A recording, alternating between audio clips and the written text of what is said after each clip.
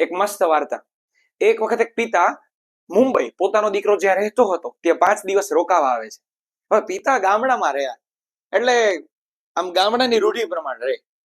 દીકરાને ખબર હતી એટલે દીકરો અને વહુ તૈયાર જ હતા કે બસ પપ્પા આવે એટલે આપણે એને બધી જગ્યાએ સારી જગ્યાએ ફેરવવા છે અને 5 સ્ટાર હોટલમાં જમવા લઈ જવા અને ખૂબ મજા કરાવી છે. પપ્પા આવ્યા. એક દિવસે સાંજે બંને બાપ દીકરો 5 સ્ટાર હોટલમાં જમવા જાય છે. દીકરાને ખબર હતી કે પપ્પા પોતાના વેશમાં જ આવશે, મતલબ કે એને લુંગી અને જબ્બામાં જ ફાવશે, એ સૂટ બૂટમાં નહીં આવે. તો દીકરો એ કાંઈ વાંધો નહીં, તમને મજા આવે એમાં જ આવજો, હું સાદા કપડાં જ પહેરીને આવીશ. બંને બાપ દીકરો ગયા. દીકરાને એ પણ ખબર હતી કે પપ્પા કાંટા છરી ચમચા વગેરેથી નહીં ખાય, એ આપણી રૂઢિચુસ્તતા પ્રમાણે હાથેથી જ જમશે. એટલે બધી વસ્તુઓ મુકાવી અને દીકરો પણ હાથેથી જ જમ્યો. આજુબાજુના બધા લોકો જોતા હતા. પછી પપ્પાએ જમીને મુખવાસ થોડો વધારે લઈ લીધો એટલે મજા આવે ને રસ્તામાં ખાવાની. હવે હાથમાં લઈ તો લીધો અને જ્યારે એ હોટલની બહાર નીકળતા હતા ત્યાં આગળ એક જરાક ઠેસ વાગી તો મુખવાસ હાથમાંથી ઢોળાઈ ગયો.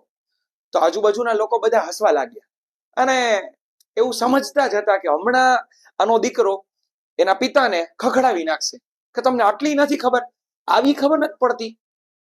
પણ થયું અલગ. બધા લોકો સ્તબ્ધ થઈ ગયા.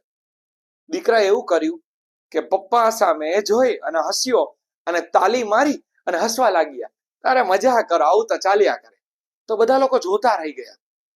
એમાંથી એક વ્યક્તિ બહાર નીકળી અને પૂછે છે કે તમારા પપ્પાએ આવી ભૂલ કરી છતાંય તમને શરમ ના આવી? ત્યારે દીકરો કે મને શરમ કે જો મેં વેઇટરને ટીપ આપી, હોટલ વાળાને પૈસા આપ્યા, હવે લોકો શું વિચારશે એ હું ન વિચારું. મારા પપ્પાને મજા આવી, મને મજા આવી, બસ ઘણું. આ પ્રસંગમાંથી આપણે પણ જીવનમાં કંઈક શીખવા જેવું છે કે આપણે આપણા માતા પિતાને કોઈ જગ્યાએ લઈ જતા હોય તો બહારના લોકો સોફિસ્ટિકેટેડ હોય તો આપણા માતા પિતાને એવા બનાવવા એવું ફરજિયાત નથી.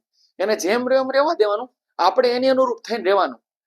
બાકી જે લોકો જેમ વિચારે એમ આપણે એના તરફ જોવાનું નથી. આપણે તો એટલું વિચારવું કે આપણા માતા પિતા આપણા લીધે ખુશ હોવા જોઈએ. Thank you.